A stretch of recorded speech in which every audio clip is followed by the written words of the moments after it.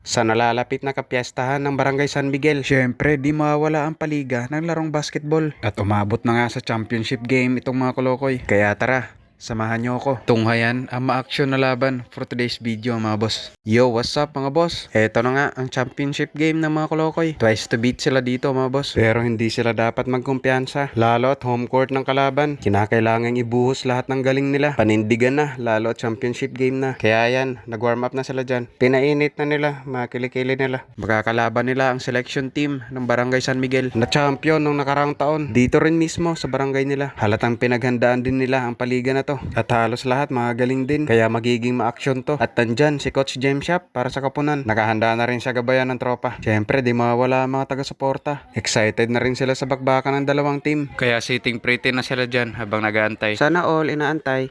At siyempre nakahanda na rin ang pamalakasang committee. Shoutout sa inyo dyan mga boss. Handa na sila maglista-lista dyan. Ayan na ang hudyat mga boss. Magsisimula na ang laban. Ang sasalang si Kuya Yayan, si Kuya Mamak, si Iron Man, si Kuya Ken. At medyo late si Kuya Totoy. Simulan na ang laro ng mga bata. Tapi ka ng bola, mapupunta kay kalaban. At agad-agad na susubukan, di na ginamitan ng ring. Samantala dito sa kabila, medyo magulo sila dyan. Basta, napunta sa kalaban ng bola. Dito si Kuya Yaya na may tangan ng bola. Ipapasa sa kalaban niya. Galing, tuwang-tuwa si kalaban sa nangyari. Nagmamadaling itinawid ang bola. Tumira na at nahirapan umakyat sa ring. Rebound mga kolokoy. Kuya Totoy nakaabang sa inbound. At ititira niya na niluwa lang ng ring. Magkakakuha ng foul pero di papasok ang unang tira. Susubukan niya sa pangalawa. Ayun, pumasok na. Kuya Yaya naman may tangan ng bola. At may plano siya na ipasa sa kalaban niya. Pangalawa mo na yan, bebe. Eto na nagmamadali si Michelangelo. Di papasok at last touch ang kalaban. Bola ng tropa. Kuya Yayan mula sa malayo. Ayaw pa sa kanya ng ring. Mapupunta sa kalaban ng bola. Kuya Yayan binigay niya na kay Kuya Mamak. Kuya Mamak galit na galit pero tatlo ang pumigil sa kanya. Agawan ng bola, jump ball. Pero sa kalaban pupunta. Barangay San Miguel naman gagawa ng paraan. Pinasa sa gilid. May tumakbo sa gitna. Binalik sa gilid. Pumasok. Pero medyo nag-alangan. Tapi ka ng bola. Mapupunta sa mga kolokoy. Nauna na dito si Kuya Yayan. Pero nandun pala si kalaban nakaabang. Kukuha nilang bola at itatawid na agad. Gagawa ulit ng paraan. At sa gitna naman ngayon susubukan. Binitawan na nga at noo lang ang tatamaan. Kukuha ni Kuya Hero at binato na agad kay Kuya Yayan. Dire-diretso nangaliwa at sumobra sa pagmamahal. Kalaban na ulit na may tangan ng bola. At mga ngalabaw na sa gitna. Bumitaw na pero di papasok. Kuya Mamak para sa rebound. Tumakbo na agad. Nakita si Kuya Hero. Dire-diretso at pinaikot pa sa likod. Bang! Nakakuha ng foul at counted daw yun sabi ni ref. Makukumpleto kaya ang 3-point play. Di kinaya, medyo malakas. Eto na naman mga kolokoy. Kuya Yayan susubok ulit sa 3-point line. Ayaw talaga sa kanya. Kaya dito ibibigay niyo muna kay Kuya Totoy. Kuya Totoy, long 2. Napalakas pero nandyan si Kuya Ken nakaabang. Hanap ng mapapasahan. At mag-isa lang doon si Iron Man. Easy 2 points. Kuya Yayan mula sa gilid. Dire-diretso sinawsaw pa. Kinapos na kaya higa muna siya dyan. Kuya Yayan naman gusto bumawi. Sa gitna naman susubukan. Ayaw talaga. Malupit ang tadhana sa kanya. Kaya dito ibibigay niya na kay Kuya Mohiro. Dire-diretso pumasok at sumayad sa kesame. Kuya Yayan may tangan. Nakita si Kuya Totoy. Medyo alanganin kaya lalabas muna. Tapos sabi niya, oh sa inyo na yan. Walang gustong kumuha. Miscom nangyari doon. Iron Man maglalabas ng bola. Binalik sa kanya at pumukol agad. Sabit daw yon. Hindi nga lang pumasok. Unang subok sa free throw. Palya. At dito sa pangalawa. Nadali niya na. Kuya Mamak medyo galit na. Dire-diretso at nagwala at nakawala ang bola sa kanya. Kuya Yayan fast break. Bilis ng takbo. May sumabit sa likod niya kaya mabibiyayaan ng dalawa. Unang tira sa free throw line. Pasok yan. At dito sa pangalawa. Pasok din. At tinipon na muna ni James Shop ang mga kolokoy. Inayos nila ang planong pagpapaikot ng tagay. Back to the ball game. Kuya Yayan, ganda ng pasok sa gitna. Di nga lang gagana ang tira niya. Kaya dito sabi niya, teka lang, kalmahan niyo muna mga log hits niya dyan. Pero si Kuya Totoy gagawa na ng paraan. Pumukol mula sa malayo, batok lang tinamaan. Pero sabi dito ni Kuya Mamak, tabi kayo dyan ko gusto dumaan. Tagumpay siya doon mga boss. Ito na sa kalaban, gusto bumawi. Tumira mula sa malayo. Medyo kapos yun. Kuya Yayan naman gagawa ng paraan. At sa gilid na siya dumaan. Pinasa niya kay Kuya Mamak. Papasok sa gitna at ihuhulog kay Iron Man. Pero mabibitawan. Agawan ng chocolate. At jump ball ang magiging hatol. Bola ng tropa. Kuya Mamak may tangan ng bola. Hanap ang papasahan. Pinagkatiwala kay Iron Man. Iron Man bumuelo. Paboard na tira. Pasok yan. At may sumabit doon. Makukuha kaya ang 3-point play. Nadali mo. Batang-bata. Agmamadali na naman ng tropa. Napunta kay Kuya Mamak at sinampal pang board. Pero timeout daw muna. Sabi ni Coach James Shop. Siyempre ayaw niya magkumpiyansa dito. Tinanong niya dito mga kolokoy kung anong gusto nila pulutan. At balik trabaho na naman. At dito susubukan sa tres ng kalaban. Bang! Pasok yun. Kuya Yayan gusto bumawi. Talbog-talbog siya dyan konti. Ibibigay kay Kuya Mamak. Kuya Mamak dire-diretso pero masoso masobrahan sa buwelo. At eto, nakabuwelo. Kuya Yayan, fast break. Easy 2 points para sa kupunan. Eto na naman si kalaban. Sa 3 ulit susubukan. Di gagana, pero tapikan ng bola. Mapupunta pa rin sa kanila.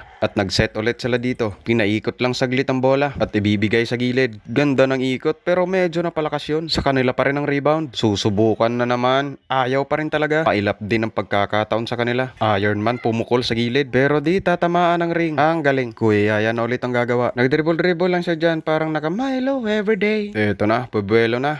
Step back, nag-fake. Nakita si Ironman sa gitna. At miscom na naman ang nangyari dun. Eto na si Kuya Totoy, nagmamadali. Board lang tatamaan. Follow up ni Kuya Mamak. Ayaw din gumana. Pero dito mag-isa lang si Kuya Yayan. At nilasap niya na ang ligayang nadarama. Kuya Yayan naman ang gagawa. Hanap mapapasahan. Bibigay niya kay Kuya Mamak.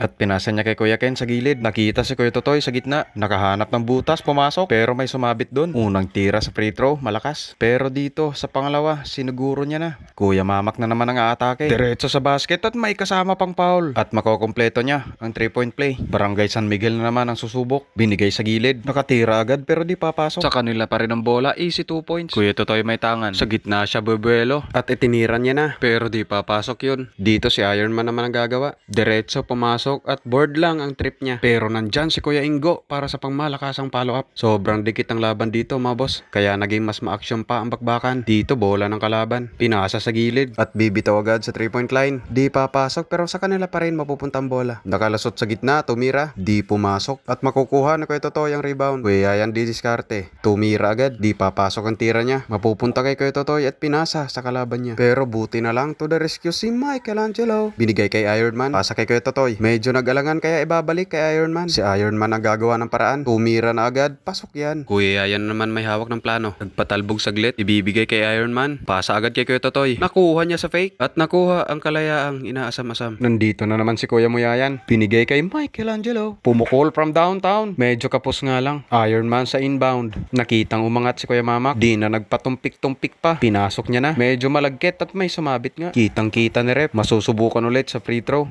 Unang bitaw. Medyo kinapos. At dito sa pangalawa, tumalbog-talbog pero hinigop din ng ring. Magsiset na ulit ang kalaban. Sa gitna ang punta niya at ibibigay sa gilid. Bumitaw na agad, di nga lang papasok. Rebound ni Kuya Totoy. Ibibigay agad kay Kuya Yayan. At nauna na si Michelangelo. Dito naman nakaaga ulit ang tropa. Kuya Yayan mag-isa na lang. At sinamantala niya na ang pagkakataon. Kuya Yayan bigay kay Kuya Mamak. Umangat konti sa baba. Signature play at makakakuha ng foul. Medyo nakabawi ang tropa. Di nga lang makukompleto ang 3-point play. Samantala sa kabila, pumukol sa malayo. Di pumasok, offensive rebound na kalaban at makaka-score. At dito mga boss, seconds to play na lang. Kaya medyo naging malagkit na ang depensa ng kalaban. Kuya Yayan naghahanap ng mapapasahan. Dalawa lamang ng tropa kaya dapat i-consume ng oras. Eto na at kailangan umikot ang bola. Kuya Mamak may tangan. At syempre, kailangan ibalik muna kay Kuya Yayan. Kuya Yayan nagmamadali. Kakapusin na sa shot clock. Kailangan na itira ni Kuya Totoy. Di papasok at nandyan ang power rebound ng kalaban. 10 segundo na lang natitira. Kailangan ng kalaban maka 3 point para manalo.